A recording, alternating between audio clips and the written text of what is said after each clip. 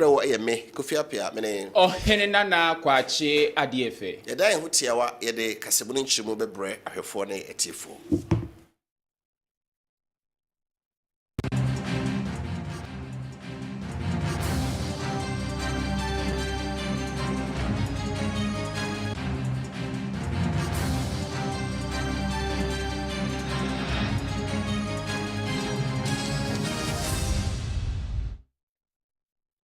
Sebono enso nchirimo Amampani da John Dramani Mama Igusora ya obontra ye nra Upper West region ye etifedo ato mantem hono kudru ye ona nanmo ahemfo ye ho Upper West Regional House of Chiefs empanifo koshia ye na nasem ode etu dwane se gadam say say nsuo ne ensase na de ba ohunu se betima ye hu bibi ene se tumi krata ye a omayimra amakwan se obi betimi akokwaye mu no akope asasem agudu ye de LI 2642 no eno ne ade a ekumomen eno de onye ohyebo se nyame adom na osaba ebeye Ghana mampani biwo a sambre obehwe ne atwam bi se ama ye kwaye kakra aka no gadam se no ese ni nyina wose we ade a kini se aban ne tra okra ne mum wosan komampani na ekufuado watu hu anamon na saade we ye free office o hwese de ye kwaye kakra ne ye wo no wo mu etu asase ma wudi wura mu no omo ase no no a emwa wose nyame yad no saba Ghana mampani a obi obema odibia wona ban mu bia government appointees no bia ntimi nko so kwa akoye asase ma gudo mining adwuma no bi we eyade a obekase so opeso ya amanyosem de a yehu free mining adwuma no nya saade a ontumi ene no enso. That's it immediately, because until they amended the LI, you couldn't go and mine in forest reserves. Once this government came and amended the LI, that is what has resulted in the free-for-all in all the forest reserves. And you should see the desecration of these reserves. Some of the trees there are 1,000 years old, 700 years old. They've cut them down, and they're just in there, ripping the forest. And so I believe that we must amend the LI. Governments, with the pressure from the organized labor, government has agreed to repeal that LI and replace it. And so I hope that it will be done before we come into office. If it is done, then that's it. If it's not done, when we come, we'll repeal that LI so that we can stop mining in forest reserve. The Forestry Commission says, na owie ye no ena mampani na da mahama ede soso se bi no ka se oye to abai so onya mampani no a otwa mfie na epe mfie na no so ano okọ ya ontumi nya bibi fufuro bi enti empe obi a oba no nya mfie na ya obesa bebu nkonta akere Ghana fo ne asama no mfie na aka ho wo se Ghana me amumra constitution mo ye no omunim de enti omo ye se mampani akonya na mfie na epe enti sansem ankrofo ka se oba mfie na de ontumi mfanya hwe no entasomo. You have 4 years, so you're not going to be accountable. Accountability is written in our constitution for every president. They shows what the president can do and what the president cannot do. And so I don't really think every president has 4 years. No president has 8 years. Every president, you are given a 4-year mandate, and it is how you use the 4-year mandate that makes you able to go and ask for another mandate. So that 8 years is not automatic and guaranteed. And I dare say that 4 years of a good leader is far better than 8 years of a useless leader. And so, for me, the 4 years Ghanaians are going to give me are about establishing a legacy. I've been president before. The Constitution says the state will look after me till I die. Even when I die, my family doesn't have the rights. The state that will take me and put me in the ground. So I don't really have anything else to prove. The state gives me a vehicle so that, till I die, the state will give me a vehicle. When it's old, they'll take the old one back, give me a new one. So what really do I have to prove? Yada suwa jina galamse hu nsem mu ne de ni kire mu e wo my Ghana mraship je fie mu enra na mraship je fofura ho begie mu yom South Scott na se a obesan so adwendwen Ghana yi die ne nkankro ho ne nam so e ma brebi okotena se saa de bredi kanu a dom kuma no ba no dini dom kase ne ba no dini omotena se no mu ne mpanifo di nkomansa na wonom ahye dwumade no ase ne no e na yewura fanyuma kan ye no e na odadom kase na no no aso na akọ efutu abato mpasua so ye mraship dwani odi tudwa se galamse ko no e yakoye den kakra esan so ba Ghana hanu mu ye ya dane no amanyosem na NDC fo abreso mu ye bi MPP fo nso ye bi saa niema na ekoso no ye nyia mfiri mu na nyina anka mu se praye baako anko galamse ko no ba ye dene na ekodane na amanyosem a he bedrum bebi no na omanfo ehu ko ahoyehia mu ye pa wodi to dwa biem sa ban de nhie gu akwan so a akuafo amono bae ne muafu aseye o galamse nsa no yetimi apempatasi bi ede amamo. Regulation 2023 LI 2462 by the Ministry of Environment, Science, Technology and Innovation alongside the Environmental Protection Agency. This is a very bold decision by the President. Mr. Speaker,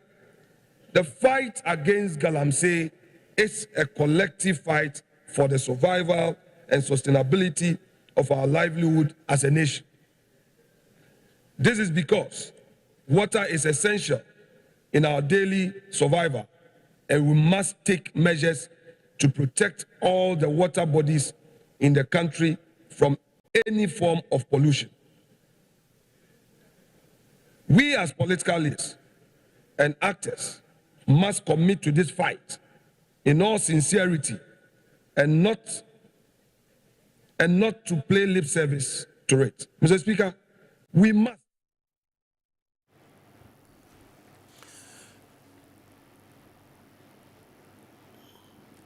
Everyone na call enwumesuemu Africa Youth Summit dwumadie bi a bibiman mu mabunu afia no bia na otrase adwendwene kwane a befa so ama mabunu omonso anya ensanodwuma hodo ene nimdie a obetimi anya adwuma ye na ode aba wo ho bra na adwumadie ne da etosumienu ena omenso afoye ohwe enwumesuaso Dr. Ya Oseduchum ye osai mrashibie ni omanfoye obosomtwe abaton pesuaso wode eto edwa se ehia pa se ba bia bibiman edrui ye ntrase se obi kosuku a eye ngomanko anu kosua na yama na abodin krata ne bia odin fidima mu nimdie biara ye obetima bibi ede aba no bra wose bibiman ba bia edru no STEM education, science, technology, engineering and mathematics we no me enwumesua yesua bodin nyansesua no ne esua infidjuma ene nkontabuo saa niema nyina na engineers enimdefo wiase no omde aye niema akese ose bre no adane ye ose bi mayenso dane ho bifi se enya saa nimdie ya emwayen enu ntina Ghana ban de se ne so se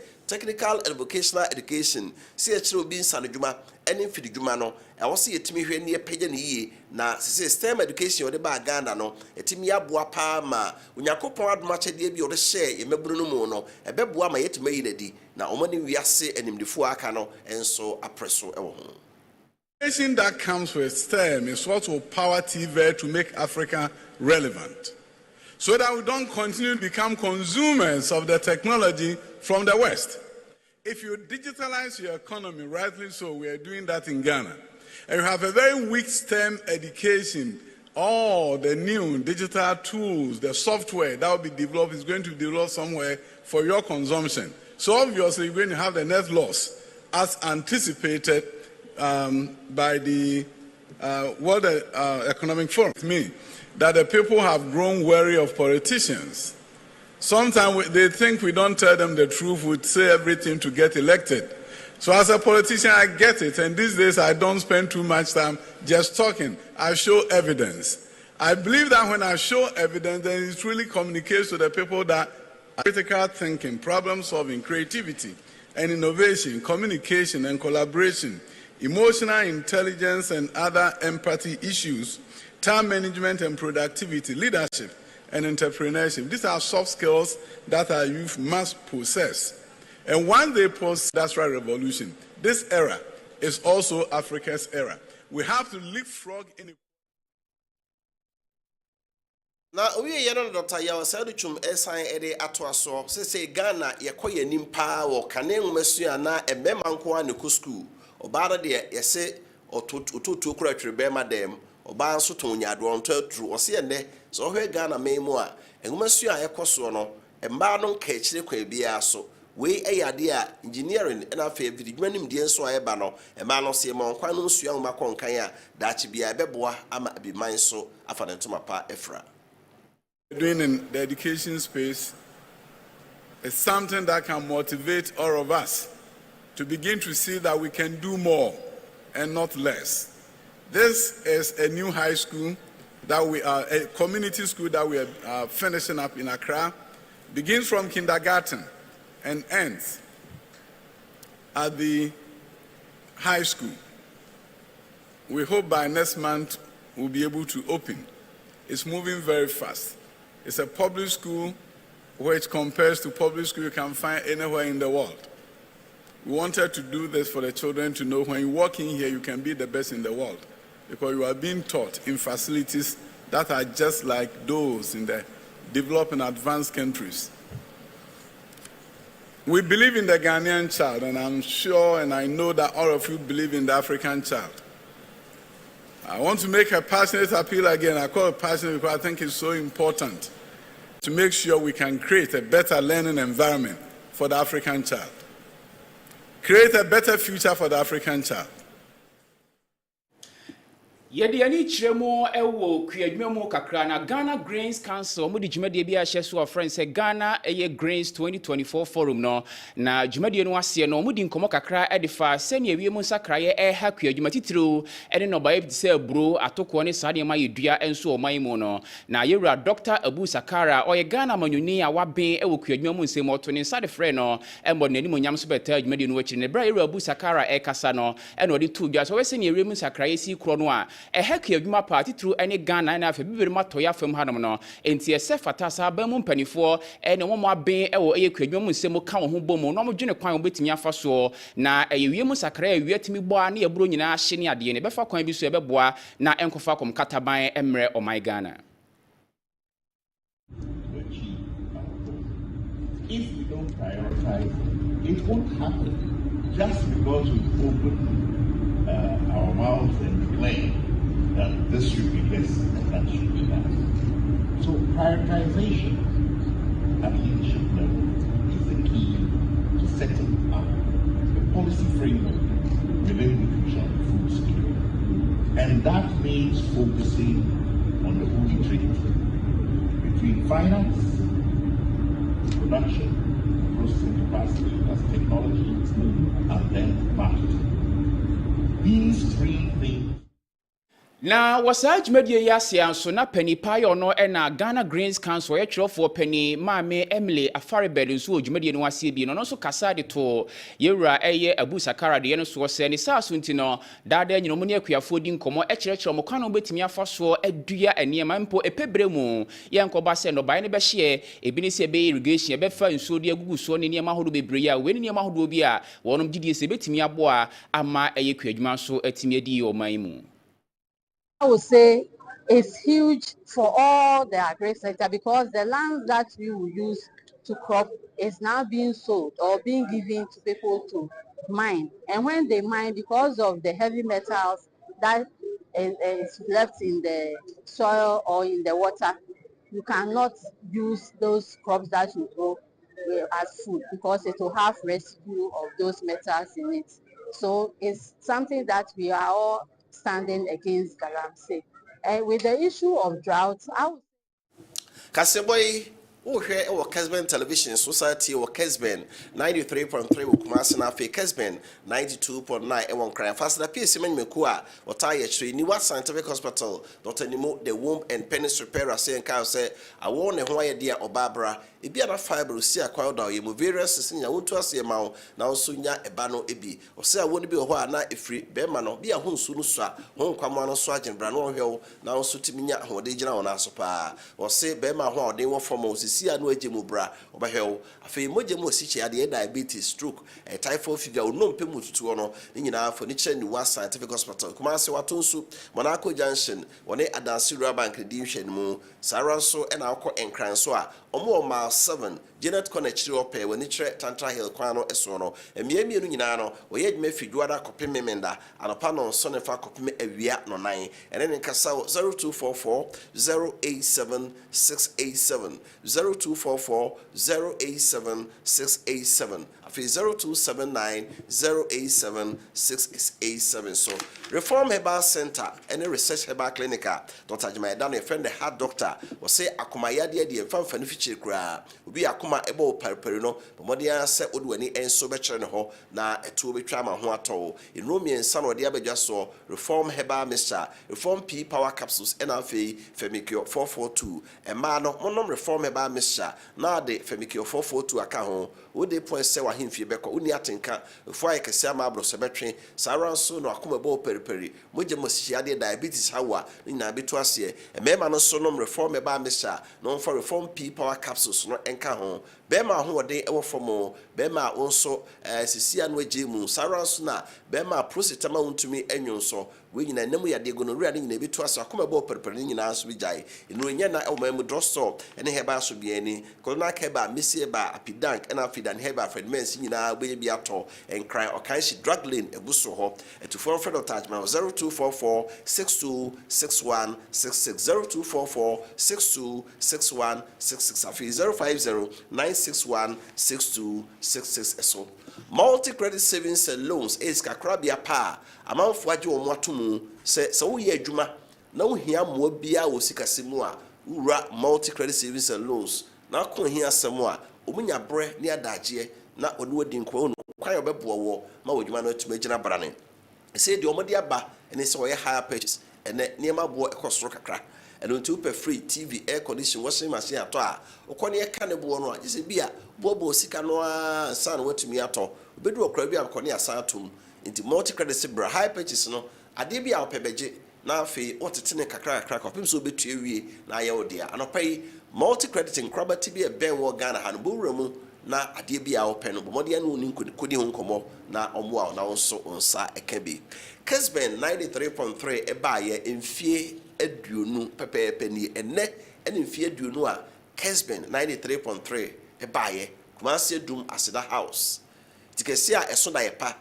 lawyer Steven Boateng tafe no Kessben ono ene de akasafidie besi ho amanfo amu achichi ne bench ye Ghana ne amano ne nyina da mu nyina semota yechi na muti edwumadi ahodo hwede ye de abeka ho nyina Kessben 93.3 edwuma panti ene ma Kessben television baaye na Kessben 92.9 so beka ho ena ye nya mfie adunu yema yetiefo ahwefo ne adofo nyina ayiko se mo na mota yechire ma adwuma etumpon afiri de ho dwumadi nyina ye nyu mfiri menom na eka bomu na yedi ede ahye osoro nyankrompo enwanyam Kessben 93.3 asidanko a yeda ye ho tiawa abaiba ede ma hodo so nsem ebeto so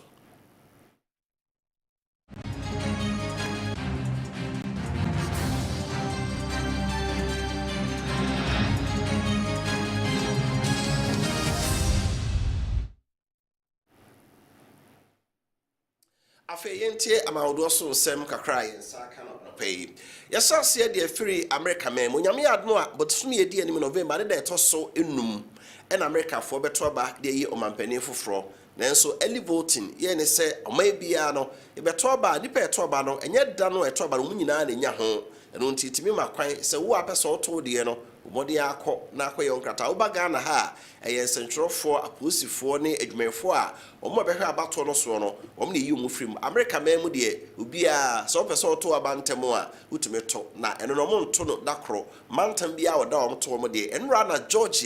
Georgia mantam no omo saase se omo to aba early voting no omo saase dada na enra no penifo wa America man mu kire se afi omo hunu se aba no America fo beto papa vi se enra nko omo saase no enipa empim wo ha aduwotwe enwotwe 188,000 ena Georgia mantam no womo akoto aba mo kire se wode tutu mfie nan abesen kro no ho a enipa no a early voting da ompaso omoto no ntem no omkoto ye no na nipa no enu sei na omunu beye empim edu kronkra tije se aboho be mpri no ya we echese bia amanfo nya da age sa da na asaba no omani na abre ye ompaso omoto bia na nura no omoto aba no na Georgia mantam ho no na omampani da do na Trump ho ya obonto a oba bi foforo ena ewura Kamala Harris a ono se mampani abede kira wo si Democrat fo na emu aparampani adwa no ono so boto bi se Georgia eka mantam a eye swing state aba no timida ne ko bunkum timida ne ko nifa eno nte e mantam a so pese odi nkunim wo ho a Georgia suka sa mantam a o maba no mo nton kofa akono ho nti bre nura bamfo ye eliboti no na mpanifo mienu nyina so bonto ho bia ni abre kanasem se ya sa mantam no afi abato no enso be dia ewo ho era so awo America memu ho a omampani dada Donald Trump no okoe se de kan no o ye campaign afi de ye ni begina pastor si DJ Bomenyom na afi o ma DJ ede nyum asi so ya bes ma be aduasa na yeto nwumwe no osa ugina stage so a microphone kura no na mampenda da Donald Trump ya che se wode omo to no di o man se the musical concert bi na omo ye base media sa na onkasa wo sa ya wie ansa na nsem a opeso waka no wode eto amanfo ni mu no wie ya okasa no wona de tu ja se aba no de onyame atwere wie dada ama no se wono na wadi nkunim na ade akare de ekire na oprapra se omanfo a ewo Georgia mantamo no omonso beji atom se so ompesa America esaye kese biwa make America great again ebetimi abamudi a ene omo ensesa memu tumi no efise Democrat for no me yehufo asem bia ba omuntumi nya akokodro no omo nka ne se de sefata ebema owiase obi edi bone na obi yade bia mfata obonsa America fo tumi ya de ompe bia no betimi aye eno nso nti wasere wo mo se abawe o man sakraye a oka no emra na obeya America mampani o so mobo se nima besesa ama oman no nso etimi asa akonanim ebio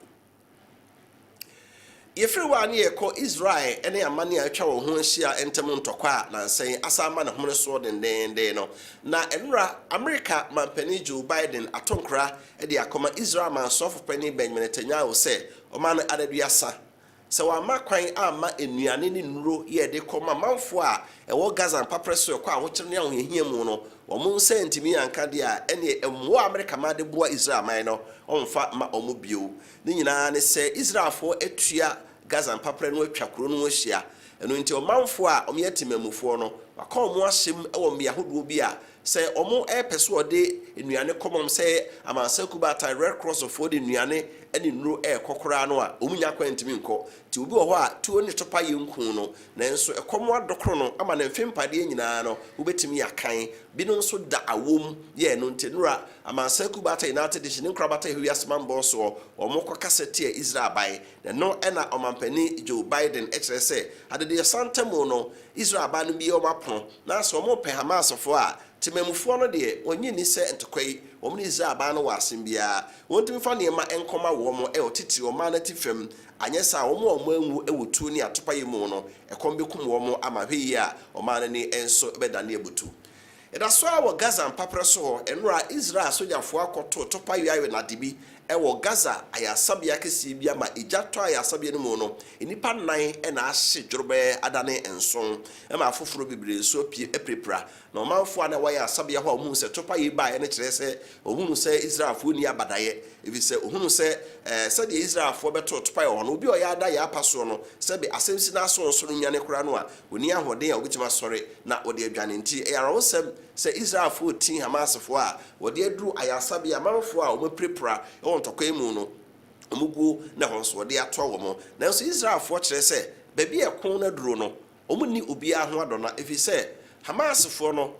ebi o aya asabia ne si wonim se ehwe ayarfo nanso be wura ya asabia no mu no na eho ye adekrada ya omakodi eguo hu sekremoso da asiwa a wonim se efre nyame na ntinya de a obekọ nanso bi eho na Hamasfo na akodi egu tibe bia sa akodi egugo no sa wo ye Hama Palestinian ni na te Gaza papre so a bomade ya Israelfo asotire ana asatwe ofiri ofise omode akodi ebesi ho na ya sabia o se ye kremoso da mu se Israelfo nko ade a wo de topa ye beba bebom na omo ase no ebise ontra ho ema wo mo fa akodi enwo na wo mo enkum Israel ma na de se de ekoso esa no yeto aso ana yeko Lebanon ememu nso enra Lebanon ma no mpenifo ye oda Hezbollah akodom no ano no omo akasa de atodwa se Israel for pese topa yesoma kra wo soma ba Israel memu no megya ide a ene Israel ba nso nyina sojafo a omo atiesi Lebanon asase so no mfiri wo na afi atopa yegu edu premu a ogyae edigu won so no ni nyina so omo enyae na Hezbollah fo sei omo pani ye odaku no ano no omo ntimi mfa ne din entodwa fi se da Israel fo be hunu nipa Hezbollah fo yi no so na ku na no omo nso be kuno nenso opani ya okasa ye friend Naim Kasim na nasem odi atodwa nse kukuru ni nyaade a keke no nso nyae na omo Lebanon fo no omo otopa ye so akro pi enu bi na nsem moto ya eko Israel memu akokum Israel soja fo nan na eprepra fofo pi ya ma omanso fo pani Benjamin Netanyahu so de ni abere honti utunofo se oyin akode enko na obia ntra ne memu asomdwe mu eno ansa na de onso oke bia no ono o ma no mpanifu aka se be ya asomdwe so betimi enso aba yesa ko Israel memu bi mu nso a Israel ban no aba mane yesentokwa ekoso yi di ntia amohu se amane atwa wo ho ahia titiw Hamas fo ye te Gaza mpapres wo da bia omunya akode ene Israel fo bekon ne se Hamas fo ewokuo ene ankrankro bi ewo Europe amahodo so ya chese omugye moa e de firi wo nchen na Israel memo adwumaku ye fen Muzad omawie remu a mo mahunu Europe amahodo a Hamas fo yi ewo enimdifo ho na amabi se UK, Germany, Italy, Belgium and afi Netherlands omo kire se afi atwa mu no ebra Hamas fo be suae kon ewo Israel fo so na obekum nipa be apema ha no de ntwakwa yi baaye no saa sikasam ne moa Hamas fo nya de ba ekun nyina no omo akuo bebre ewo Europe memu a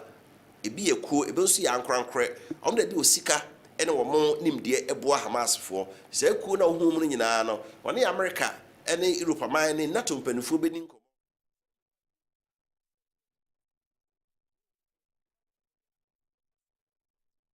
sebeya omunsu nya sika no mo fa nkoboa Hamas fo se wode bedi Israel fo so ewu yekowia ma hodo so nsem no ewo Mali memu ebi memu ha ena yeba Mali eyo mani a France fo na ne di won so na nsen omne France fo enya asem ama omapam France soja fo a na wo Mali memu a eboa omo so beko atia abanso don fie ko ye te Sahara Desert no eso ama sesei Mali, Niger, Burkina Faso ene Chad omne Russia ba na ehwibu mu a Russia ba soja fo ene odo ma ba se omo a wo mo na enura Mali aban no aba amane se isan se Russia aban no eboa Mali aban no nso ntino aban so don fie ko no akwaji akonde e de fi Ukraine ye omne Russia fo nso ekọ se omo e de be ko atia Mali fo enam so amenura Ukraine man no mpanimfo e de atodwa se asemwe no kura bia anim na omo Ukraine man no kra Russia ba etwa won sia no wo hu wo ho ano eye de na omo nya akode se wo de bi ekoboa obi eno nti se Russia fo na eta Mali aban na chi a omo Ukraine fo de aban so don fie ko a omo kuti aban no a sabre aban so jafo no nkobo ani a na omo ate ahwe no omo enim wa bi ode ma won ti sa asem a abetodwa no e rodora na semti omanfo nyina emo entumu we adeshaman ma ha ene ede anopai kaseba yensa kae e wo Kessben television so no esi usate yenka wo Kessben 92.9 e won kran na afi Kessben 93.3 okumase yana de kasebre wo e me Kwame Appiah mene hene nana kwache adiefe yede mo nyina se yama mmunitie adehye yana no pay Maakye dwumadie na eto aso kumase ne nkran nyina Kessben nyemfie aduo no e ho nsem nyina no obetie no anopai